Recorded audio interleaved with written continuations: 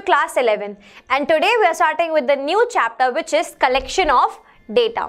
इससे पहले हमने कौन से दो चैप्टर्स देखे, इकोनॉमिक्स एंड स्टैटिस्टिक्स, उनका हमने इंट्रोडक्शन देख लिया. स्टैटिस्टिक्स में हम किस चीज़ के बारे में बात कर रहे हैं, डेटा के बारे में. Let's say whichever data is known to you, कुछ भी data, let's say stock prices market में एंड कौन सी मूवी ने बॉक्स ऑफिस पे कितने अर्न किए, कौन से प्लेयर ने कितने रन स्कोर किए, ये सब डेटा है. बट ये आप तक जब ये डेटा आ रहा है तो कैसे आ रहा है, कौन इसको कलेक्ट कर रहा है, तो वही हम यहाँ पे देखने वाले हैं इस चैप्टर में कि ये जो डेटा है, collection of data, what are the techniques, what are the methods of collecting it and how can you collect it, है ना. तो स्टार्ट करते हैं.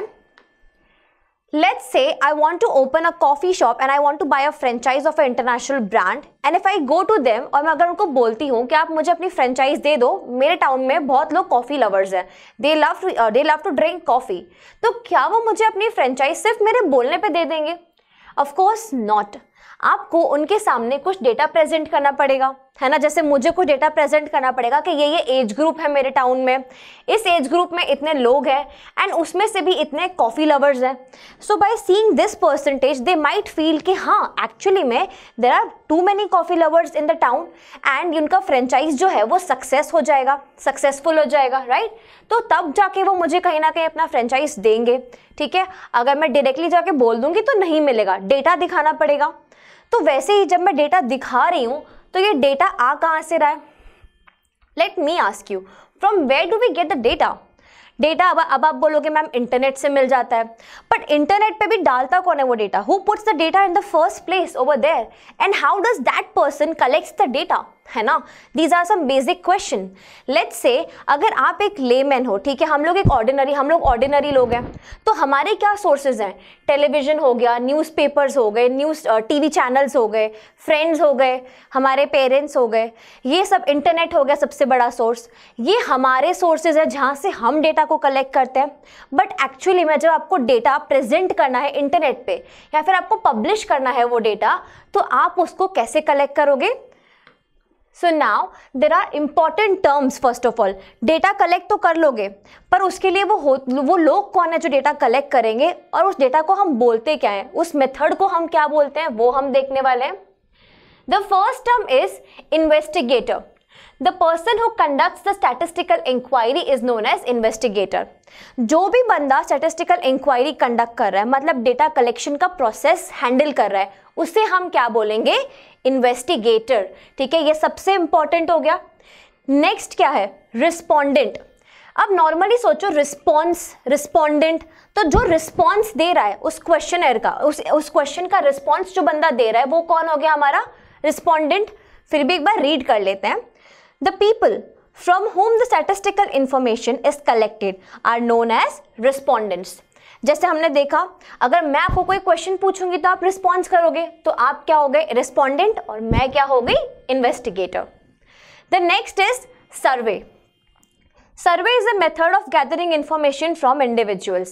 The very popular survey can be census survey. They come to your house, they ask you how many people live here, right? Earning capacity क्या है, क्या age group है, ठीक है, कुछ भी पूछ सकते हैं वो लोग आके. तो ये सब सर्वे में आ गया. अभी जैसे कोरोना वायरस के केसेस बढ़ रहे हैं, ठीक है, तो they come to your house, they ask you कि आपकी एज ग्रुप क्या है, घर में कितने लोग रहते हैं. पहले तो कोई बिलो 10 है, कोई अबोव 50 है, किसी को कोल्ड तो नहीं है, और वो आपसे पूछ के क्या वो आपको इन्फॉर्मेशन दे रहे हैं? आपसे ले रहे हैं, ठीक है. तो वो सर्वे कर रहे हैं और वो क्या करते हैं?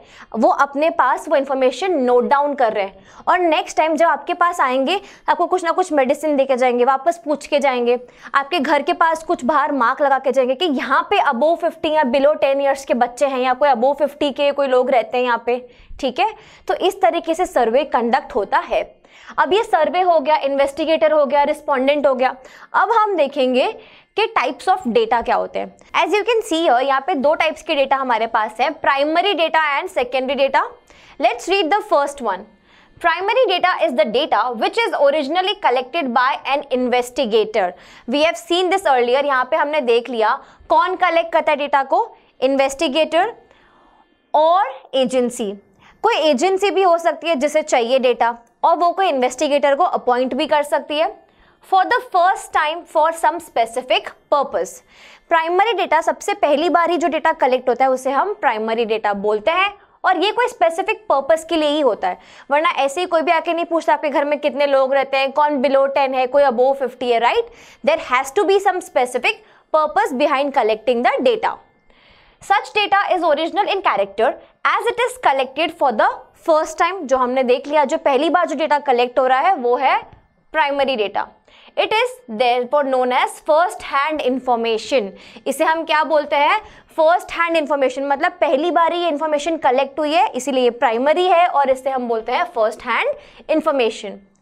Primary data once collected and published becomes secondary data. जब प्राइमरी डेटा पब्लिश हो जाता है उसके बाद में उस डेटा को कोई भी यूज कर सकता है, उसके बाद वो डेटा क्या बन जाता है? Secondary data. Now let's read this one. The data which is not directly collected but rather obtained from the published or unpublished sources is known as secondary data. Not necessarily all the types of data are published. Cricket score जो आप देखते हो पहले publish नहीं होते magazine में, वो TV पे दिख जाते हैं, जैसे जैसे बंदा रन स्कोर कर रहा है वो दिख जाते हैं वहाँ पे, ठीक है। ज़रूरी नहीं है सारा डेटा पब्लिश होगा ही होगा, ज़रूरी नहीं है ये चीज़। अनपब्लिश सोर्स भी होता है, ठीक है, बट जो भी है ये क्या हो गया अपना सेकेंडरी डेटा हो गया। पब्लिश्ड डेटा यूज़ कर रहे हो या फिर अनपब्लिश्ड डेटा यूज़ कर रहे हो, उसे हम बोलेंगे सेकेंडरी डेटा। आपने कलेक्ट नहीं किया, आप उसे यूज़ कर रहे हो। The next point is such data is not original in character. Original नहीं है डेटा, क्यों? क्योंकि आपने नहीं कलेक्ट किया जाके। देखो यहाँ पे क्या लिखा है आगे, as investigators themselves do not collect the data. If you are an investigator, अगर आप यूज कर रहे हो किसी का दिया हुआ डेटा तो आपने कलेक्ट नहीं किया, तो आपको कैसे पता कि ये बायस नहीं है या फिर ये डेटा मैनिपुलेट नहीं हुआ है? इसीलिए ये original data, original in character नहीं है। It is also known as second hand data. हमने यहाँ पे देख लिया ना, ये फर्स्ट हैंड है तो ये सेकेंडरी है, ये सेकेंड हैंड है, इसको आप यूज कर रहे हो तो सेकेंड हैंड हो गया, ठीक है। यहाँ तक आपने देख लिया types of data.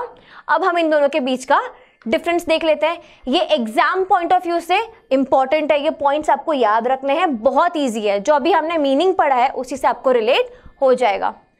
First is meaning. आपने मीनिंग देख लिया ना, जो ओरिजिनली कलेक्ट हो रहा है बाय इन्वेस्टिगेटर और agency for the first time for some specific purpose. याद रखना, इन्वेस्टिगेटर कलेक्ट करता है या तो कोई एजेंसी हो सकती है, ठीक है। और क्या होता है? फर्स्ट टाइम कलेक्ट हो रहा है किसी स्पेसिफिक पर्पस के लिए। सेकेंडरी डेटा का मीनिंग देख लो, ये क्या होता है? On the other hand, it is not directly collected but rather obtained from published और अनपब्लिश्ड सोर्सेज। हमने देख लिया ना, ये डेटा कोई डायरेक्टली कलेक्ट नहीं कर रहा है, आप किसी और का पब्लिश किया हुआ डेटा यूज कर रहे हो, ठीक है। तो ये हो गया सेकेंडरी डेटा। नेक्स्ट बेसिस क्या है यहाँ पे? ओरिजिनलिटी। अब जो डेटा आपने कलेक्ट किया है तो आपको पता है कि आपने क्या कलेक्शन की है, तो वो क्या हो गया? ओरिजिनल हो गया, जो कि वो है प्राइमरी डेटा। अगर आप कलेक्ट कर रहे हो तो वो आपके लिए क्या हो गया? ओरिजिनल डेटा, क्योंकि आपने खुद जाके कलेक्ट किया है। अब इसी जगह पे मैं अगर आपका कलेक्ट किया हुआ डेटा यूज कर रही हूँ, so it is not original in character as investigator makes use of the data collected by other agencies. किसी और ने डेटा कलेक्ट किया है, मैंने नहीं किया है, मैंने उस डेटा का सिर्फ यूज किया है, तो वो ओरिजिनल इन कैरेक्टर नहीं है। अब देखो यहाँ पे बोला है रिलायबिलिटी। देखो रिलायबिलिटी किस डेटा की ज़्यादा होगी? जो डेटा आपने खुद जाके कलेक्ट किया, जो चीज़ आपने अपने कानों से सुनी है वो ज़्यादा रिलायबल है, या फिर कोई बोल रहा है तो ज़्यादा रिलायबल है। अब इसमें गॉसिप इंक्लूड मत कर देना, ठीक है। जो चीज़ आपने जाके कलेक्ट की है वो आपके लिए ज़्यादा रिलायबल बन जाती है, और जो किसी और पब्लिश्ड एजेंसी की है, किसी और एजेंसी ने कलेक्ट की है, पब्लिश की है, वो हमारे लिए यहाँ पे लेस रिलायबल हो जाएगी। The next is cost. यहाँ पे आप इन्वेस्टिगेटर अपॉइंट कर रहे हो, ठीक है। अगर आप कोई एजेंसी हो तो आप इन्वेस्टिगेटर को अपॉइंट कर रहे हो, टाइम लग रहा है यहाँ पे आपका, ठीक है। तो ये टाइम वाइज, मनी वाइज दोनों तरीके से कॉस्टली है। और ये डेटा जो है ये क्या है? इकोनॉमिकल है। यहाँ पे आपके पैसे नहीं लग रहे हैं, ना ही उतना टाइम लग रहा है, तो ये क्या हो गया? आपका इकोनॉमिकल हो गया। The next is personal involvement. किसका पर्सनल इन्वॉल्वमेंट होगा? कौन जाके कलेक्ट कर रहा है? इन्वेस्टिगेटर जा रहा है ना, तो पर्सनल इन्वॉल्वमेंट ऑफ इन्वेस्टिगेटर, यहाँ पे जो बंदा जाके कलेक्ट कर रहा है उसका पर्सनल इन्वॉल्वमेंट है, वो देख रहा है कि कैसे कलेक्ट हो रहा है ये डेटा, वो जा रहा है आपसे आके पूछ रहा है तो उसका इन्वॉल्वमेंट है। मैं यूज़ कर रही हूँ तो मेरा कोई पर्सनल इन्वॉल्वमेंट नहीं होगा, तो यहाँ पे क्या आ जाएगा, no personal involvement of investigator. The last one is time. अब यहाँ पे आपने देख लिया, आप एक एक बंदे से जाके इन्फॉर्मेशन लोगे, पूछोगे तो आपका ज़्यादा टाइम कंज्यूम हो रहा है, तो ये क्या हो गया, टाइम कंज्यूमिंग, ठीक है। और यहाँ पे क्या हो जाता है, दिस रिक्वायर्स लेस टाइम। आपको बस किसी एजेंसी का डेटा उठाना है और पब्लिश करना है अपने यहाँ पे, आपने उनका डेटा उठा के अपने यहाँ पे पब्लिश कर लिया है ना, अपने यहाँ पे डिस्प्ले कर दिया, तो आपको कोई टाइम नहीं लगा उसमें। टाइम किनको लगा था, इनको लगा था। यहाँ तक आपने डिफरेंस बिटवीन देख लिया, between primary data and secondary data. कौन सा डेटा ज़्यादा वास्ट लग रहा है, ऑफ कोर्स दिस वन। यहाँ पे हमारे पास में बहुत सी चीज़ें हैं क्योंकि यहाँ पे आप खुद जाके कलेक्ट कर रहे हो। नेक्स्ट वीडियो पे चलते हैं, वहाँ पे हम देखेंगे methods of collecting primary data.